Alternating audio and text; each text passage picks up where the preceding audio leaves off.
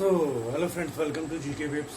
सो friends, आपके ढेरों messages आ रहे थे कि सर आपने प्रॉमिस किया था मेंस की क्लास स्टार्ट करने के लिए, तो वो मेंस की क्लास कब से स्टार्ट होगी। सो फ्रेंड्स, मेंस की क्लास स्टार्ट करनी थी, उसी बीच आप लोगों के मैसेजेस आए कि सर पहले आंसर राइटिंग के बारे में बताइए। और सबसे ज़्यादा जो प्रॉब्लम जा रही है बच्चों को, वो जा रही है 3 मार्कर में। जाहिर बात है 3 मार्कर में स्पेस बहुत कम होता है, 10 शब्दों में आपको आंसर लिखना होता है। तो 3 मार्कर में आंसर कैसे लिखें, ये एक बहुत बड़ा क्वेश्चन है। तो हम अपनी मेंस जो क्लासेस हैं वो स्टार्ट करेंगे। आज हम सीक्वेंस में 3 मार्कर, 5 मार्कर और 11 मार्कर क्वेश्चंस कैसे लिखें ये भी बात करेंगे। और लेकिन आज हम आपसे बात करते हैं 3 मार्कर, और कुछ मैं आपको आंसर्स प्रेजेंट करके बताऊंगा। लेकिन सबसे इम्पोर्टेंट फ्रेंड्स, जो हमारी क्लास चलेगी वो 5 से 10 मिनट की होगी, और 5 से 10 मिनट में ये पॉसिबल नहीं होगा कि आपको सारा स्टडी मटेरियल हम दे सकें, सारे इंपॉर्टेंट क्वेश्चन, सारे इंपॉर्टेंट टॉपिक्स कवर करा सकें। तो हमारा व्हाट्सएप ग्रुप ज्वाइन कीजिए, जो मेंस प्रिपरेशन का ग्रुप है उसका लिंक डिस्क्रिप्शन बॉक्स में, उसको ज्वाइन कर लीजिए। वहाँ हम सारे संभावित आईएमपी क्वेश्चंस, टॉपिक्स सारा आपको प्रोवाइड करते जा रहे हैं, तो उसको जरूर ज्वाइन कीजिए। सो फ्रेंड्स, आते हैं कि 3 मार्कर क्वेश्चन कैसे लिखें। वर्ड लिमिट रहती है लगभग 10 शब्द, और जो स्पेस रहता है वो आपको दिया रहता है 3 लाइनों का। 3 लाइनों का स्पेस रहता है फ्रेंड्स, और वर्ड लिमिट रहती है आपकी 10 शब्द। अब इसका हम क्या मतलब समझें। इसका मतलब ये कि देखिए 10 शब्द में आंसर लिखना तो बहुत ही जटिल है, बहुत ही प्रॉब्लमेटिक है, नहीं हो पाता है। तो जो स्पेस है उसको आप कवर कर सकते हैं, लेकिन आप ये देखें कि बहुत ज्यादा वर्ड्स ना हो जाएं। 10 शब्दों से कुछ ज्यादा शब्द आप लिख सकते हैं, लेकिन इसका मतलब ये नहीं कि पूरा का पूरा भर दिया। उसमें आंसर में आपको कुछ जो मार्क्स हैं वो कम हो जाएंगे। अब इसको हम एक उदाहरण से समझते हैं। मान लीजिए आपको आ गया कि कायथा के बारे में उल्लेख कीजिए, ठीक है ना। अब कायथा आ गया तो अब कायथा के बारे में क्या लिखें, क्या है क्वेश्चन। कायथा, हम जानते हैं कायथा एक पाषाणिक संस्कृति है, लेकिन यहाँ से 5 संस्तर प्राप्त हुए हैं, और यहाँ से पाषाणकालीन स्तर से लेकर के अवशेष मिलना प्राप्त हो जाते हैं। यहाँ से बेदी, छैनी, कुठार आदि बहुत सारी चीजें प्राप्त हुई हैं। और ये जो है सबसे प्राचीन ताम्र पाषाणिक संस्कृति है, जिसका जो समय है वो 2015 ईसा पूर्व से लेकर के 1300 ईसा पूर्व तक है, और ये मध्य प्रदेश के उज्जैन में है। अब इसको 3 मार्कर में लिखना है, किस तरीके से लिखें। तो आपने यहाँ पर कायथा लिखा, ओके, कायथा। अब कुछ पहली लाइन में लिखेंगे, हमको कम से कम शब्दों में ज्यादा से ज्यादा चीज लिखनी है। तो कायथा, और ब्रैकेट में आपने लिख दिया उज्जैन। तो जो कॉपी चेक करेगा उसको समझ में आ जाएगा कि आपको ये मालूम है कि कायथा कहाँ पर है, उज्जैन में। पूरा लिखने की जरूरत नहीं पड़ी कि कायथा जो है वो उज्जैन में स्थित है। ये लिखने से आप जो हो गया वो बच गए, ठीक है ना। अब आप क्या लिख सकते हैं इसके बाद, यहाँ से 5 संस्तर प्राप्त हुए हैं। तो प्रसिद्ध प्रागैतिहासिक स्थल, प्रसिद्ध प्रागैतिहासिक स्थल, ओके, इतना लिख दिया, पर्याप्त है। प्रसिद्ध प्रागैतिहासिक स्थल।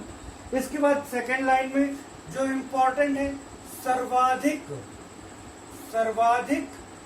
प्राचीन ताम्र पाषाणिक स्थल। एक बात ध्यान दीजिएगा कि जब हम ब्रैकेट में कोई चीज लिखते हैं तो उसके मार्क्स भी हमारे कटते नहीं हैं। तो यहां पर आपने लिख दिया 2015 ईसा पूर्व से 1300 ईसा पूर्व, ठीक है। अब थर्ड पॉइंट, आप बहुत सारे पॉइंट्स हैं, आप कोई भी पॉइंट जो आपको अच्छा लगता है वो आप उठा करके इसको लिख सकते हैं। जैसे मैंने लिखा उत्खनन से 5 संस्तर प्राप्त हुए। ये मैंने इसका एक पॉइंट लिख दिया, उत्खनन से 5 संस्तर प्राप्त हुए। आपको और शॉर्ट करना है तो आप लिख सकते हैं, ये उत्खनन मत लिखिए, 5 संस्तर प्राप्त, इतना लिख दीजिए, 5 संस्तर प्राप्त। तो ये आपका एक 3 मार्कर का क्वेश्चन हो गया, जिसमें आपको 2.5 नंबर तो जरूर मिलेंगे। हो सकता है आप 3 मार्क भी गेन कर सके, ठीक है ना। नेक्स्ट हम आते हैं अगला एक क्वेश्चन ले लेते हैं कि आपको 2-3 क्वेश्चन मैं ड्राइव करके बता दे रहा हूं ताकि आपको एक सटीक जो है जानकारी मिले कि 3 मार्कर क्वेश्चन जो है वो कैसे लिखना है। मान लीजिए संस्कार आ गया, संस्कार 2014 में आया हुआ भी है, 2014 में संस्कार आया है। अब संस्कार के बारे में हम जानते हैं कि संस्कार मनुष्य की जो है सामाजिक, मानसिक और आध्यात्मिक उन्नति हेतु किए जाने वाले विधान थे। ये मनुष्य की नैतिक और आध्यात्मिक जो है शुद्धि सुनिश्चित करते थे। इनका एक उद्देश्य ये भी था कि मनुष्य को उनके बढ़ते हुए आयु के अनुसार उनके कर्तव्य बोधों का ज्ञान कराया जाए। भिन्न भिन्न ग्रंथों में संस्कारों की संख्या अलग अलग मिलती है। कुछ ग्रंथों में जहां संस्कार 40 दिए गए हैं, वहीं मान्य तौर पर 16 संस्कार माने जाते हैं। 16 संस्कारों के आपको नाम भी पता होंगे और दयानंद सरस्वती जी ने इनकी जो मान्य संख्या है वो जो है 16 ही मानी है। अब आप क्या क्या लिखेंगे? तो आपने लिखा संस्कार, ओके, संस्कार, छोटा सा पॉइंट लिख दिया नैतिक आध्यात्मिक, नैतिक आध्यात्मिक उन्नति हेतु विधान, नैतिक आध्यात्मिक उन्नति हेतु विधान। ठीक है, संस्कार, नैतिक आध्यात्मिक उन्नति हेतु विधान। इसके बाद आपने लिख दिया सामाजिक, मानसिक, शारीरिक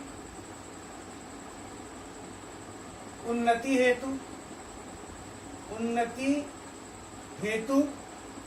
ठीक है, और इसी में कॉमा करके लिख दिया आयु अनुसार कर्तव्य बोध, आयु अनुसार कर्तव्य बोध। एक बात ध्यान दीजिएगा, जो इंपॉर्टेंट चीज हो उसको हल्का सा आप अंडरलाइन कर सकते हैं। जैसे इसके पहले क्वेश्चन में हमने देखा था कायथा वाले में, तो उसमें सर्वाधिक प्राचीन ताम्र पाषाणिक संस्कृति, इसको आप अंडरलाइन कर सकते हो। यहीं पर आपने आयु अनुसार कर्तव्य बोध को अंडरलाइन कर दिया। ठीक है ना।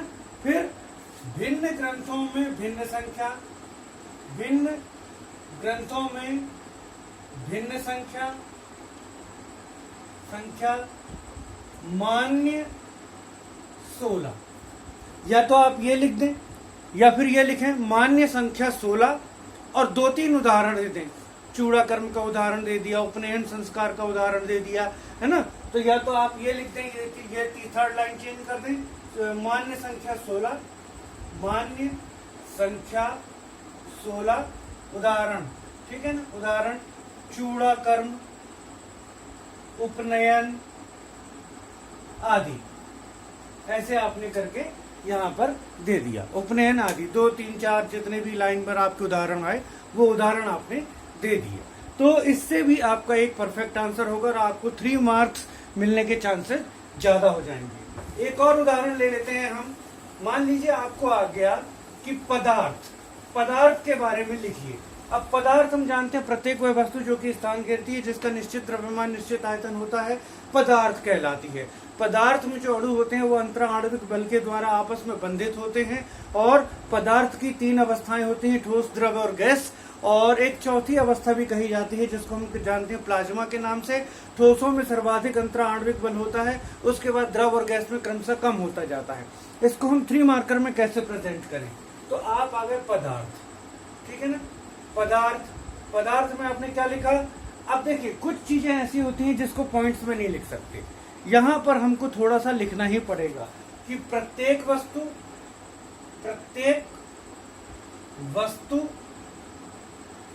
जो स्थान घेरे निश्चित द्रव्यमान व आयतन, ठीक है ना, निश्चित द्रव्यमान व आयतन, यह आपने एक लाइन में लिख दिया। ठीक है। दूसरी में आए अंतरा आणविक बल द्वारा अणुओं का बंधन, अंतरा आणविक बल द्वारा अणुओं का बंधन। तीसरा आपने लिखा तीन अवस्थाएं, ठोस, द्रव, गैस। ठोस, द्रव, गैस। अगर जगह बच रही है तो आपने लिख दिया उदाहरण लोहा, पानी आदि, ये लिख दिया आपने। ठीक है, 3 मार्कर क्वेश्चन थोड़ा सा बड़ा हो गया क्योंकि इस क्वेश्चन को सॉर्ट नहीं कर सकते। इस क्वेश्चन को सॉर्ट करना है तो एक पॉइंट ही हटाना पड़ेगा आपको। आप चाहें तो अंतरा आणविक बल द्वारा अणुओं का बंधन हटा दीजिए तो 1.5 लाइन में तो आपका यह जाएगा प्रत्येक वस्तु जो स्थान घेरे निश्चित द्रव्यमान व आयतन हो। और दूसरे में आपने लिख दिया 3 अवस्थाएं, ठोस, द्रव, गैस, उदाहरण लोहा, पानी आदि। तो इस तरीके से 3 मार्कर जो आंसर है वो प्रेजेंट कर सकते हैं। कुछ चीजों को जैसे मैंने आपको बताया कि हम एक ब्रैकेट में एक शब्द में लिख करके ही डील कर सकते हैं। जैसे कहा था हमने उज्जैन लिख दिया, पूरा लिखना नहीं पड़ा कि यह उज्जैन में स्थित है, अलग से एक लाइन हमारी वेस्ट नहीं हुई। इसी तरीके से हमको कोई इंपॉर्टेंट चीज है तो उसको अंडरलाइन कर देना है। कुछ अगर थोड़ा ज्यादा हो रहा है तो कुछ चीजें अगर हम ब्रैकेट के अंदर लिख सकें, स्मॉल ब्रैकेट के अंदर, तो उसमें लिख देना है। तो इस तरह से आप एक 3 मार्कर क्वेश्चन को अच्छी तरह से प्रेजेंट कर सकते हैं। अब कल से हम स्टार्ट करेंगे फ्रेंड्स, और कल हमारा टॉपिक रहेगा आपका प्रागैतिहासिक काल। ठीक है ना, प्रागैतिहासिक काल, जहां हम भारत और मध्य प्रदेश दोनों से संबंधित महत्वपूर्ण चीजें जो है वो देखेंगे। सो फ्रेंड्स, कल से स्टार्ट करते हैं हमारी क्लास। बीच बीच में मैं आपको 5 मार्कर और 11 मार्कर की क्लासेस के बारे में भी बताता चलूंगा। Thanks for watching.